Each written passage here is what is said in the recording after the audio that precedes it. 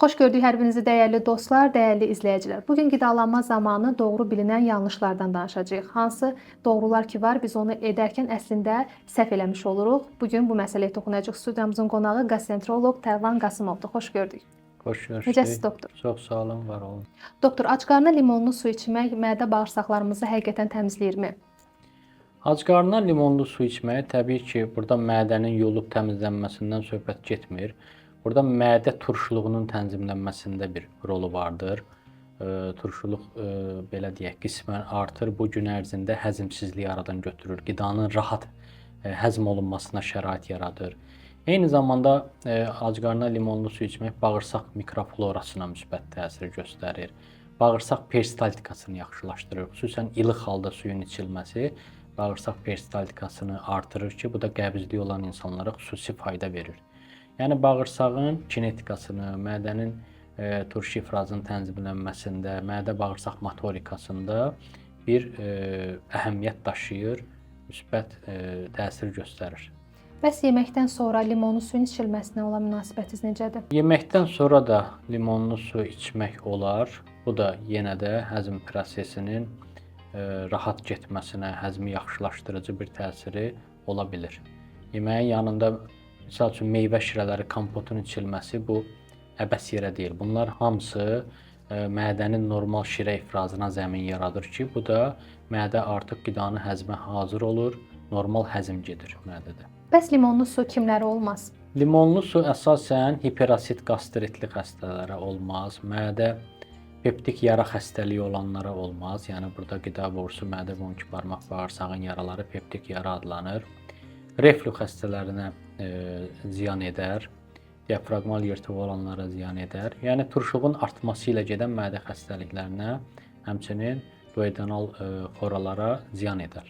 Doktor, arıqlamaq məqsədi ilə bu gün sirkə içən insanlar var. Alma sirkəsi, üzüm sirkəsi. Ümumiyyətlə sirkəni siz pasientlərinizə tövsiyə edərdinizmi? Təbii ki, mədə xəstələrinə, hiperasit mədə xəstələrinə tövsiyə olunmaz. Mədə iltihabını artıra bilər. Amma mədə xəstəliyi olmayan sağlam adamlara sirkənin bir xeyri vardır ki, elə bir zərəri yoxdur. Sirkə təbii prebiotikdir. Bağırsaqda olan faydalı mikrobların bir qidasıdır, belə deyək. Bağırsaq mikroflorasının yaxşı, normal olmasında iştirak edir. Orqanizmə detoks edici toksinlərdən təmizlənməsinə zəmin yaradır. Mədə turşuluğunun tənzimlənməsində iştirak edir ki, bu da gün ərzində həzmə kömək eləyir. Pis xolesterinin azalmasında bir təsiri vardır. Ona görə təzyiq xəstələri, xolesterini yüksək olanlar, ateroskleroz olan insanlara müəyyən faydası vardır. Və sirkə dedikdə biz sırf evdə hazırlanan sirkəni nəzərdə tuturuq, yoxsa marketlərdə satılan sirkəni içmək olarmı? Düzgün texnologiya ilə hazırlanmış marketdə satılan sirkələrdən də istifadə etmək olar. Ev şəraitində yenə də düzgün hazırlanmış sirkəni də qəbul etmək olar. Suya qarışdırıb təbii ki, olunmalıdır. Uyğun dozada, miqdarında, qədərində olmalı şərtdir. Doktor, ac qalmaq kimlərə olmaz? Bugün müasir dövrdə insanların əksəriyyəti arıqlamaq məqsədi ilə fasiləli aclıq tətbiq edirlər. Buna fasiləli oruc da deyilir. Ümumiyyətlə, aclıq zamanı ac qalma müddətinin çox olması bədənimizə, özəlliklə də mədə-bağırsağa necə təsir göstərir? Uzun müddət ac qalma əsasən mədə xəstələrinə olmaz. Xüsusən diafraqmal yırtığı, reflü olan insanlara olmaz.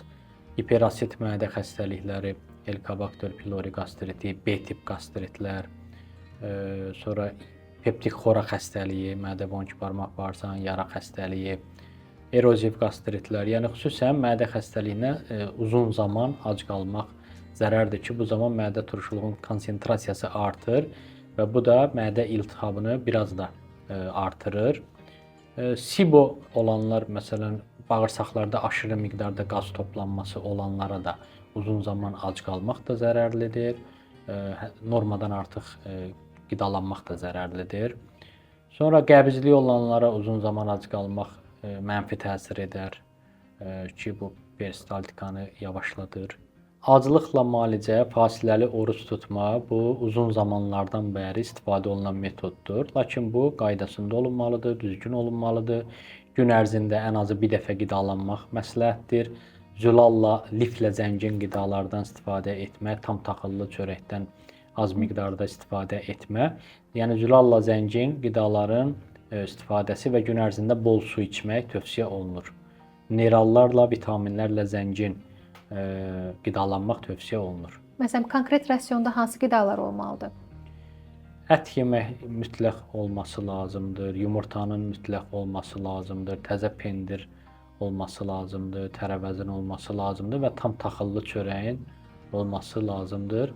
Həmçinin az miqdarda kərə yağı yaxud zeytun yağının olmağı lazımdır. Fasiləli aclıqdan danışdınız, amma əksər insan bu gün məhz arıqlamaq məqsədi ilə səhər evdən çıxanda yemək yemir. Yəni bir stəkan ya su içirlər, ya da limonlu su içirlər.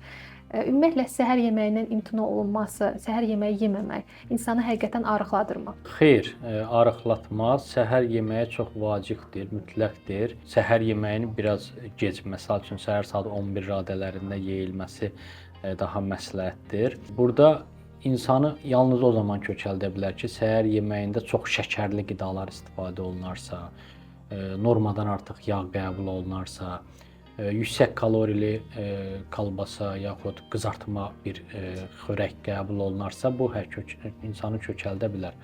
Amma sağlam yeyilən səhər yeməyi mütləq olmalıdır. Əks halda insan günorta və axşama doğru çox acır.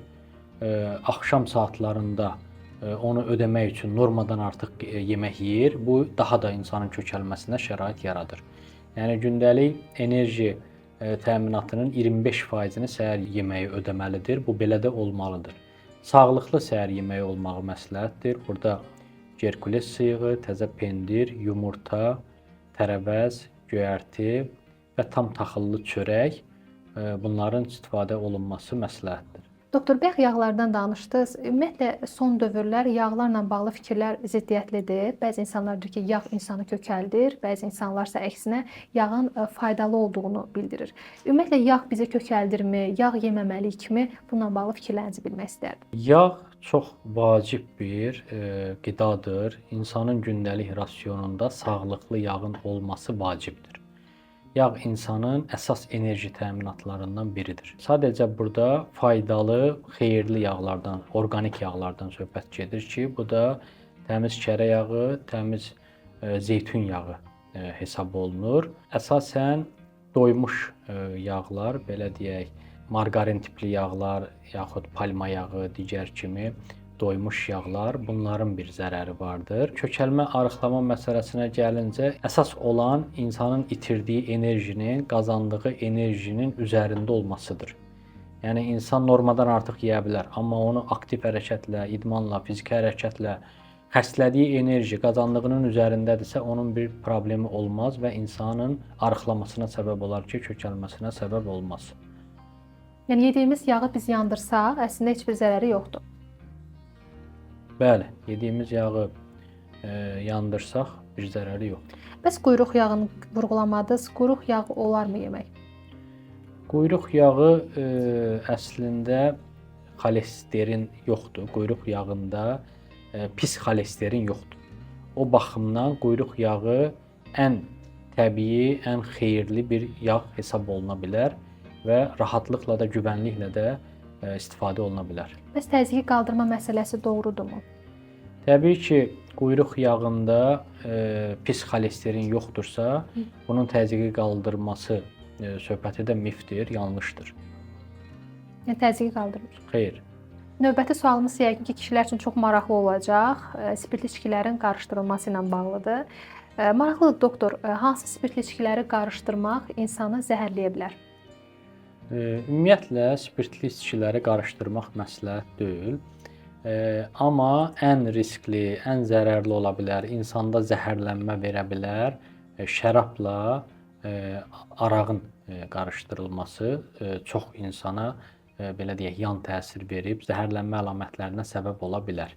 Düzdür, burada bir fərdi xüsusiyyət də rol oynayır. İnsan var ki, qarışdırır, bir problem yaşamır, amma böyük əksər insanlarda bu mənfi təsir edir, bir zəhərlənmə əlamətlərinin yaranmasına səbəb olur. Yəni qusma, ürək bulanma, mədə sancısı, baş dönməsi, baş gicəllənmə və s. kimi şikayətlər verə bilir. Bir də son dövrlər enerji içkisi ilə spirtli içkini qarışdırıb içirlər kişilər.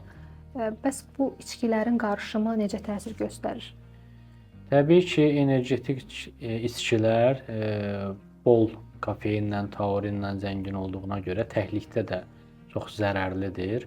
İçki ilə qarışdırıldıqda bu 2 qat bu təsirin artmasına səbəb olur ki, buna da qəti yol vermək olmaz. Anidən qan təzyiqinin kəskin yüksəlməsi, ürək döyünmə, nəbz artışı bu kimi yan təsirlərə gətirib çıxarır. Doktor, gluten yeməyin gluten zərərlidir deyirlər. Ümumiyyətlə gluten hamıya zərərlidirmi və kimlərə yemək olmaz? Gluten sağlam adamlara, bir şikayət, simptomatika verməyən insanlara elə bir zərərli deyil. Gluten əsasən dənli bitkilərin tərkibində, xüsusən də buğda, arpa, çovdar və yulafın tərkibində vardır. Düyüdə, qarğıdalıda yoxdur, qarabaşaqda, yəni qreçkada yoxdur. Bunlar rahatlıqla istifadə oluna bilər. Gluteni əsas kimlər yeməməlidir? 1.